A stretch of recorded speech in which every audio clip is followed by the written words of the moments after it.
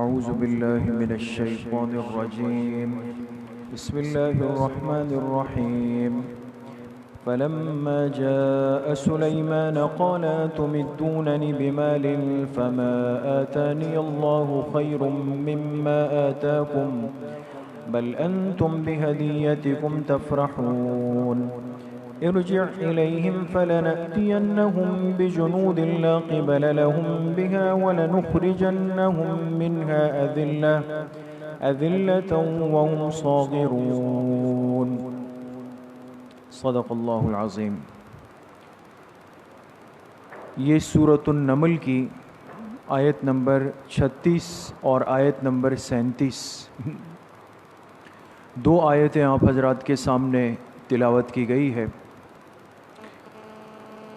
پچھلی آیات میں جو مضمون جو بات چل رہی تھی امید ہے آپ حضرات کے ذہن میں ہوگا.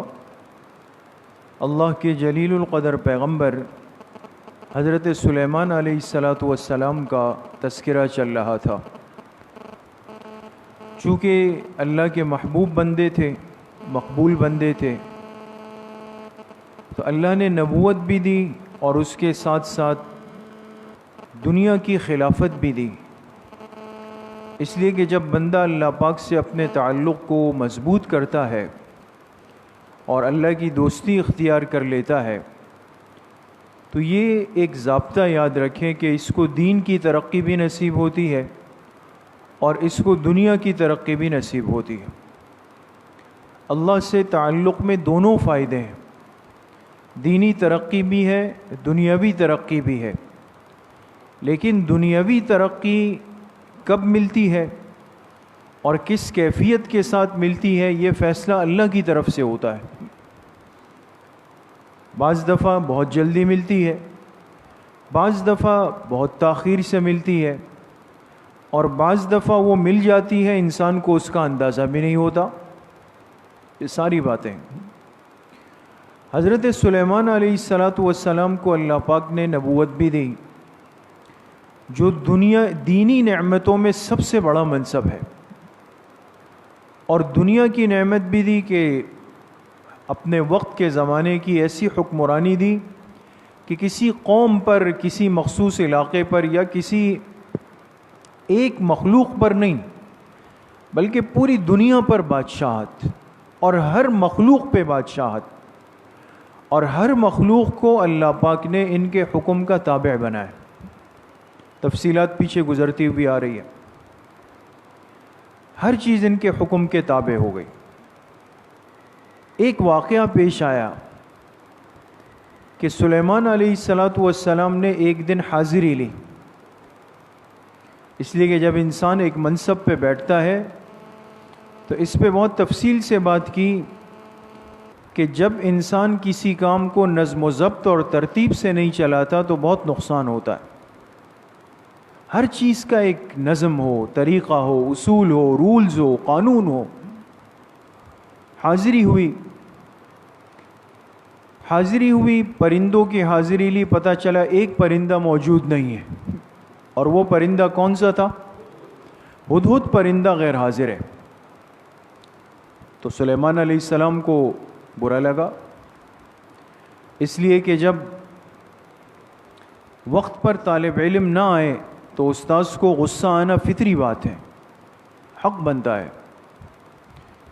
انہوں نے کہا کہ یا تو یہ پرندہ آ کے کوئی عذر پیش کرے، جو عذر واقعی عذر ہو پھر تو ٹھیک ہے، اور اگر عذر نہیں ہوا تو پھر سخت سزا دوں گا، اور ہو سکتا ہے وہ سزا ذبح کرنے کی. کچھ دیر میں ہدہد پرندہ آ گیا اور اس نے اپنے تاخیر سے آنے کی وجہ بھی بیان کر دی.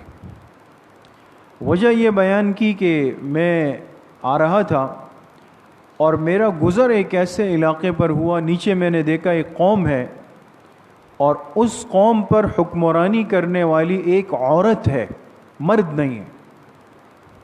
اب یہ کیسی بات ہے خلاف عقل؟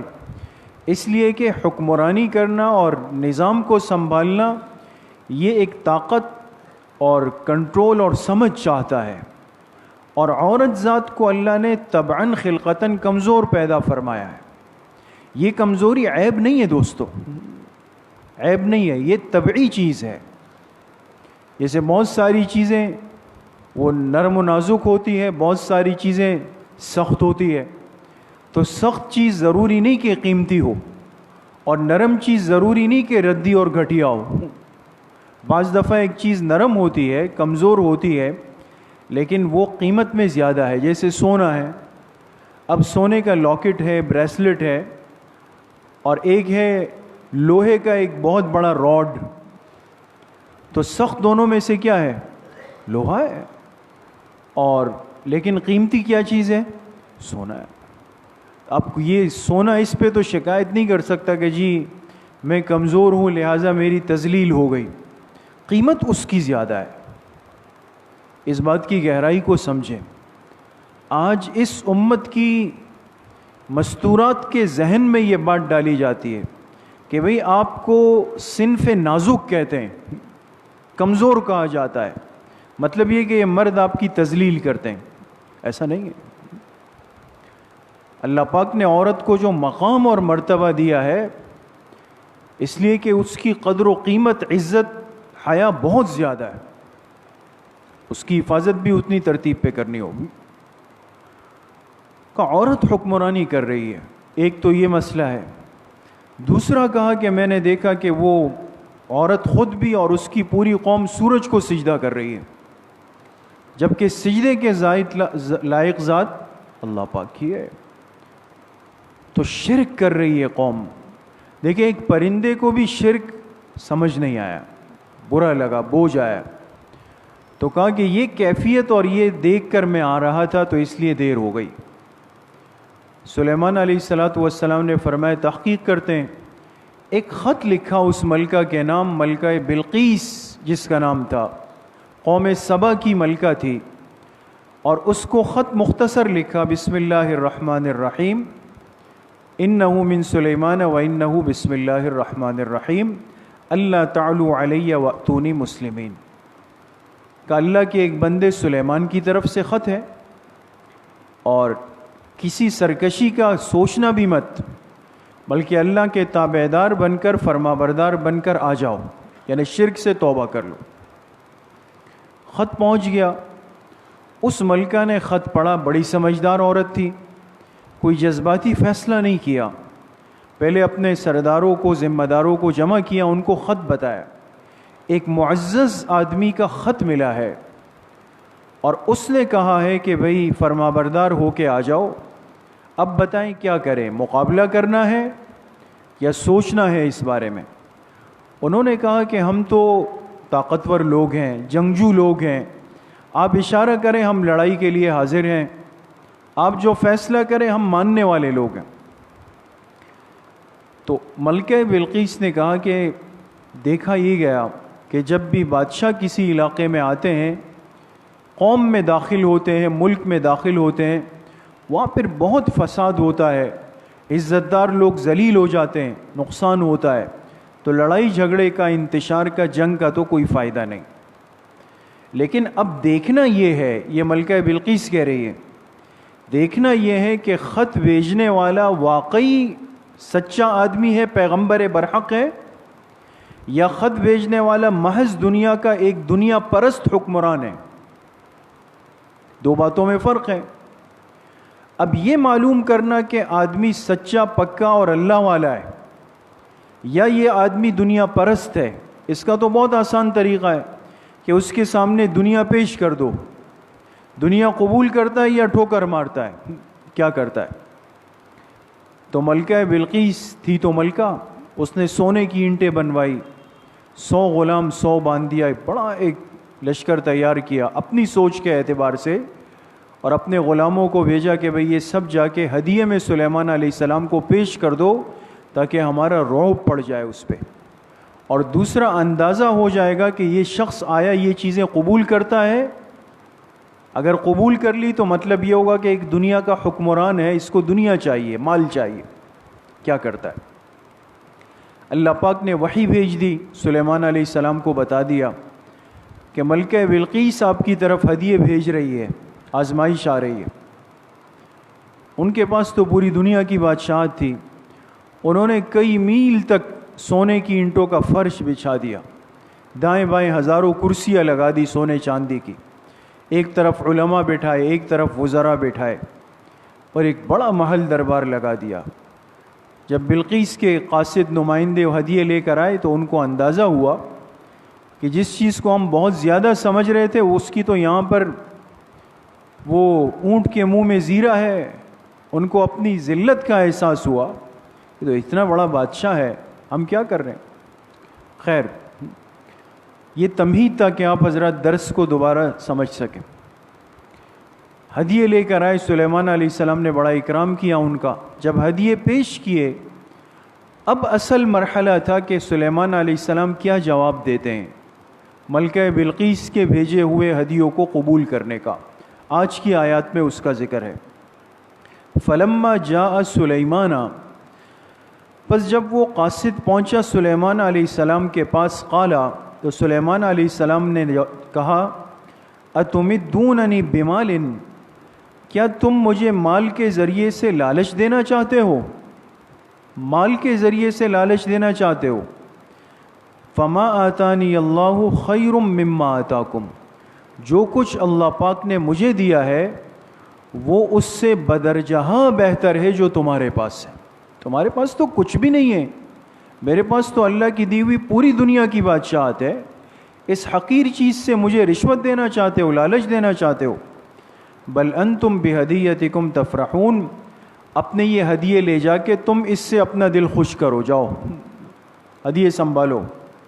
ارجع الیہم، پھر کہا واپس اپنی ملکہ بلقیس کے پاس جاؤ اور ان سے کہہ دو، فلنأتینہم بجنود، اب ہم ضرور ایک ایسا لشکر لے کر آئیں گے، لا قبل لہم بہا، کہ جن کے مقابلے کا کوئی بھی نہیں ہے۔ اب ہم لشکر لے کے آئیں گے۔ وَلَنُخْرِجَنَّهُم مِّنْهَا أَذِلَّةً، اور آ کر قوم سبا جس علاقے میں ہے وہاں کے تمام لوگوں کو وہاں سے نکال دیں گے ذلیل کر کے۔ وَهُمْ صَاغِرُونَ، اور سب ماتحتی میں آ جائیں گے۔ حقیقت بتا دی ان کو۔ تو دو آیتوں سے آپ حضرات سمجھ گئے ہوں گے کہ سلیمان علیہ السلام اس عورت کے فریب اور مکر اور چکمے میں نہیں آئے۔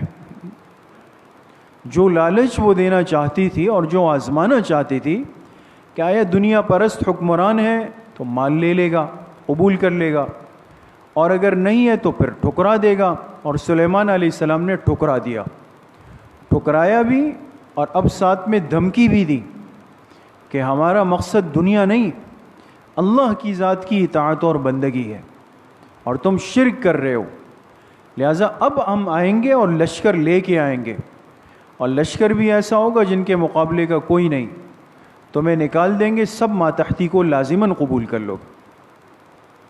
یہ معاملہ کر کے ان کو روانہ کر دی۔ اب یہ جو دو آیتیں ہیں میرے دوستوں بزرگوں، اس میں بعض باتیں بہت اہم اور سمجھنے کی ہے۔ ایک مسئلہ تو یہ ہے کہ یہ اس عورت نے ہدیے بھیجے، تو ایک ہے مطلقاً مسلمان کا ہدیہ، ایک ہے کافر کا ہدیہ۔ ایک مسئلہ تو یہ سمجھیں کہ حدیث پاک میں جو ہدیے کے قبول کرنے کا حکم ہے، ہدیہ دینے کا حکم ہے، ہدیے کے فضائل کا حکم ہے، آیا اس میں مسلمان کافر سب شامل ہے کہ جو بھی ہدیہ دے دے اس کو قبول کرنا چاہیے، یا اس میں کوئی تفصیل ہے؟ اس میں ایک اصولی بات یاد رکھیں، اگر ہدیہ بھیجنے والا مسلمان ہے لیکن اس کا وہ ہدیہ دینا کسی ایسے موقع پر نہیں ہے جس سے یہ احساس ہو کہ آئندہ چل کر یہ اس سے ذاتی منافع اور فائدہ اٹھائے گا، تو پھر تو اس ہدیے کو قبول کر لینا چاہیے۔ لیکن اگر ہدیہ ایسے موقع پر دیا جائے کہ جس سے یہ محسوس ہو، بو آ رہی ہو کہ آج سے پہلے تو سلام بھی نہیں تھا، پوچھتے نہیں تھے مجھے، اب ہدیے آ رہے ہیں، ایک احساس ہو رہا ہے کہ بھئی آج ہدیے اس لیے کہ کل کو اپنے کام کروانے، اس کا مطلب یہ ہدیہ نہیں بلکہ رشوت ہے۔ اس لیے حدیث پاک میں آتا ہے، آپ علیہ الصلاۃ والسلام بعض لوگوں کو عامل بناتے تھے. عامل کہتے ہیں اس شخص کو جو جا کر زکوٰۃ وصول کرے.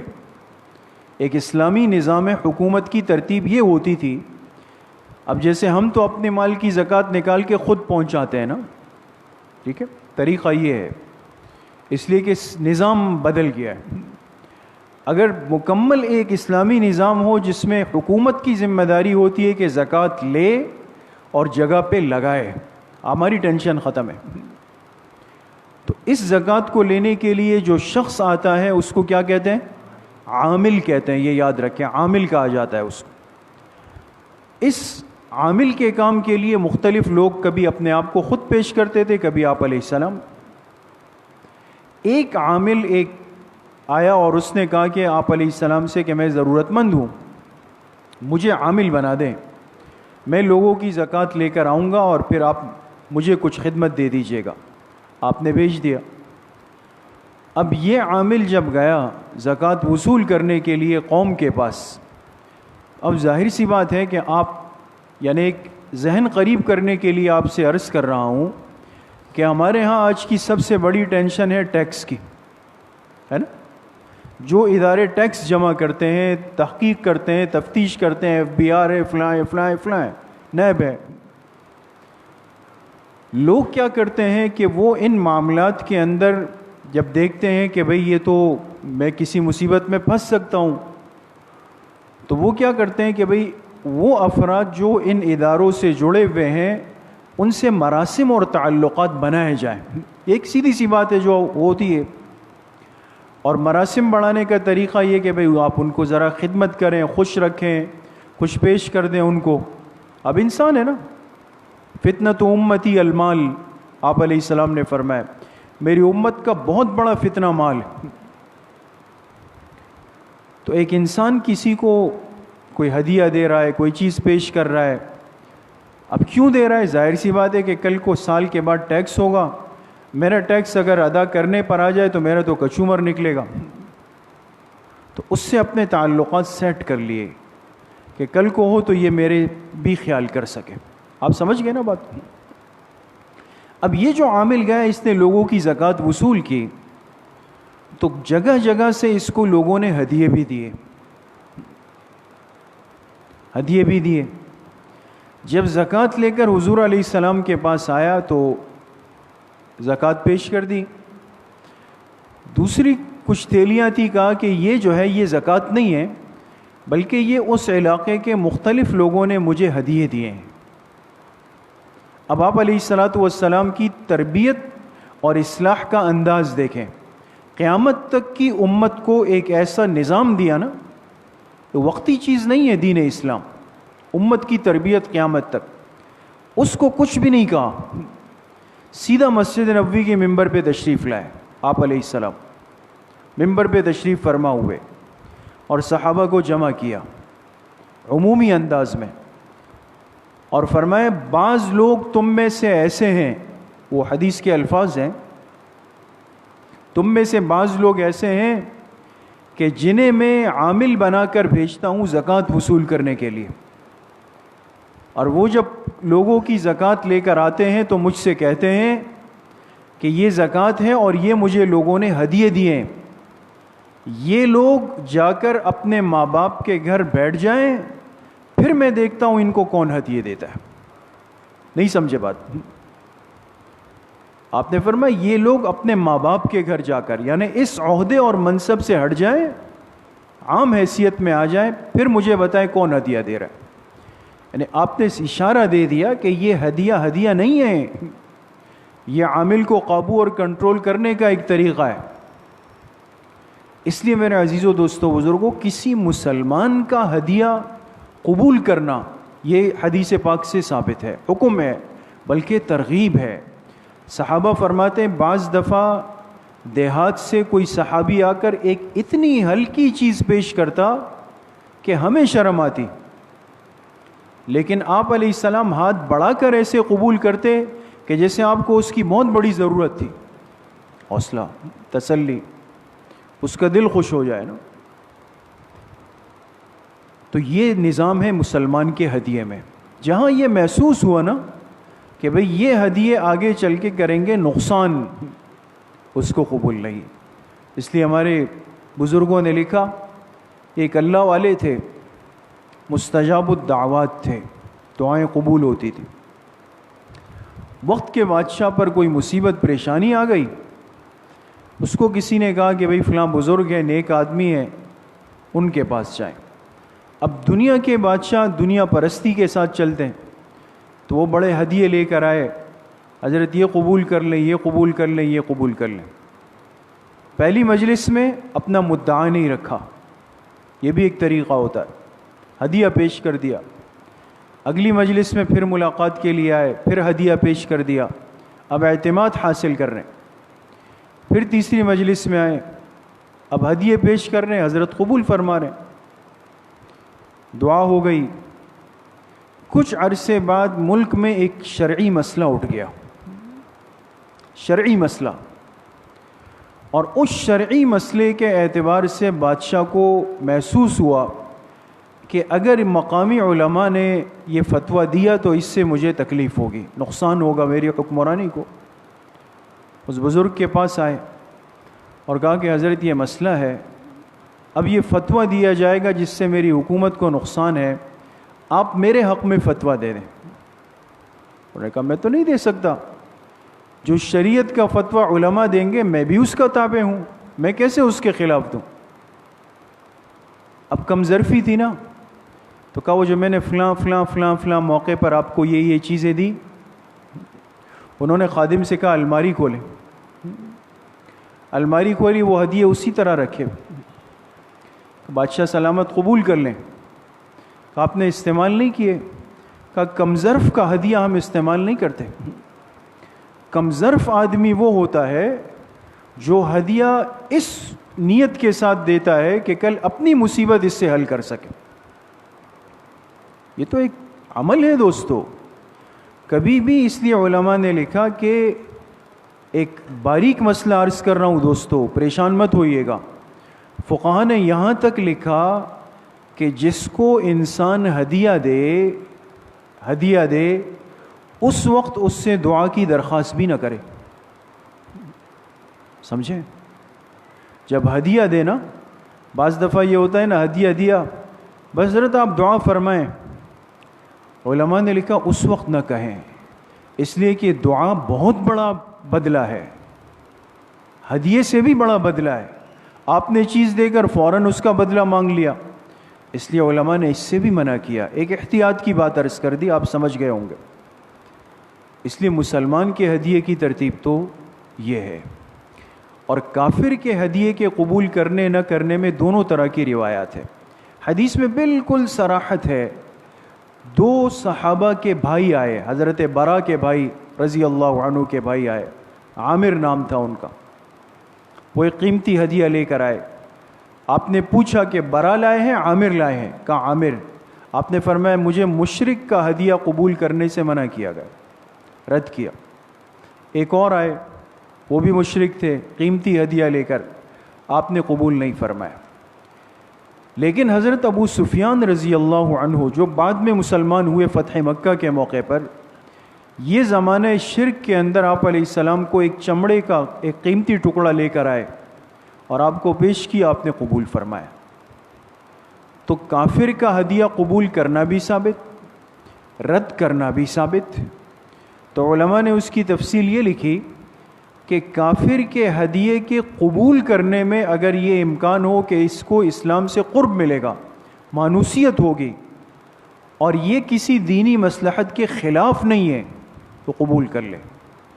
لیکن اگر کافر کا ہدیہ محسوس یہ ہو کہ اس سے آپ کی دینی مصلحت پہ اثر پڑے گا، آج تو ہدیہ دے دیا، کل آپ کو کہے گا آپ میرے ساتھ بیٹھیں، اب میرے ساتھ چلیں، اب میرے ساتھ ہو، آپ کے دین کے اور دینی معاملات کو ڈسٹرب کر رہا ہے اب، تو قطعاً ایسی صورت کے اندر وہ ہدیہ قبول نہیں کیا جا سکتا۔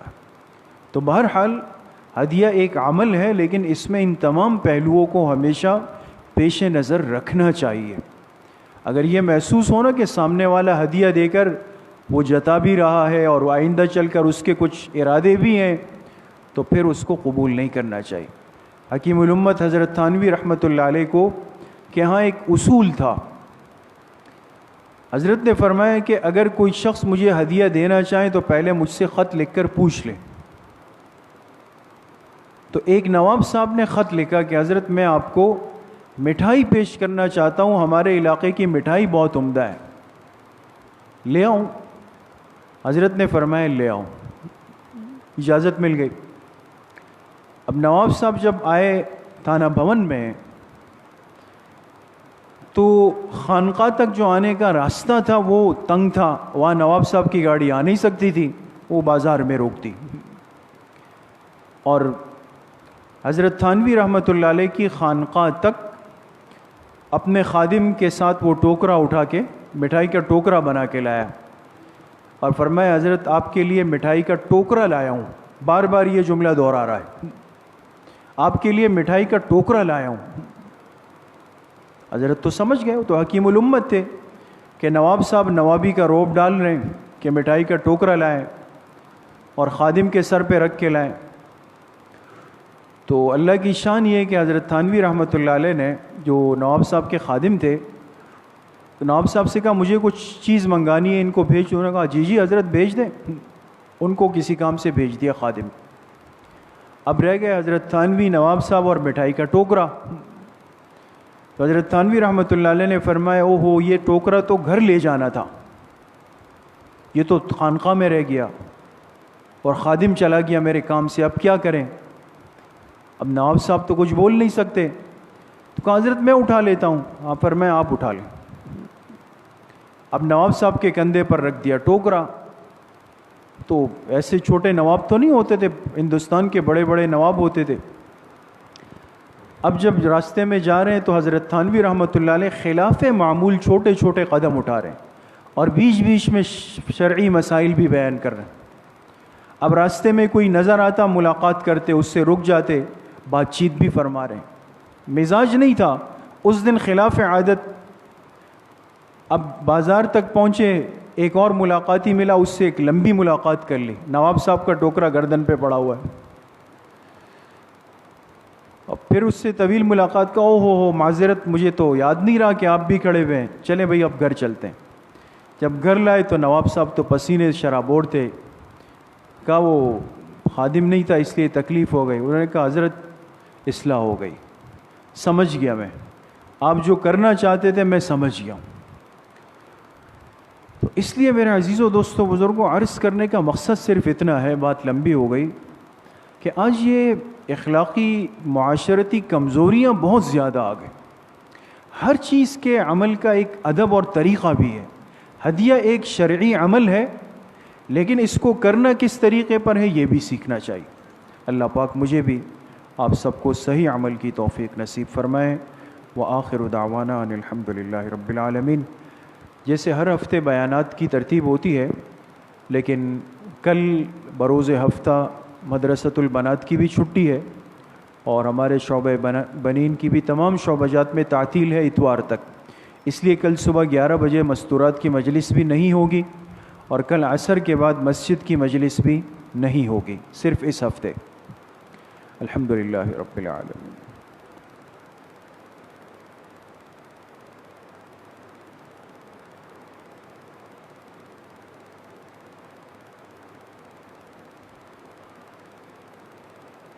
وصلی اللہ وسلم علی نبینا محمد وآلہ واصحابہ اجمعین برحمتک.